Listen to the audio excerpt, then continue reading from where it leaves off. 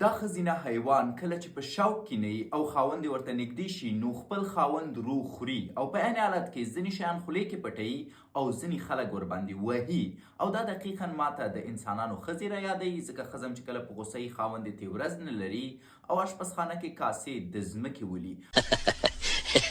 د امریکا پیشوګانې بیا نسبت د جاپان پیشوګانو ته ډېرې زیاتې آرامه دي او کیدای شي دوی د ټرمپ نه ډارېږي. د بلې لوري په ترکیه کې څېړنو ښودلې ده چې پیشوګانې په نارینهو باندې ډېرې په غوسه کېږي خو د ښځو سره بیا ګرمې نرمې د هغوی په غېږ کې ناستي. د شاتو مچۍ بیا په یخنۍ کې عمومي غېږه سره نیسي او په دې شکل یو بل ګرموي.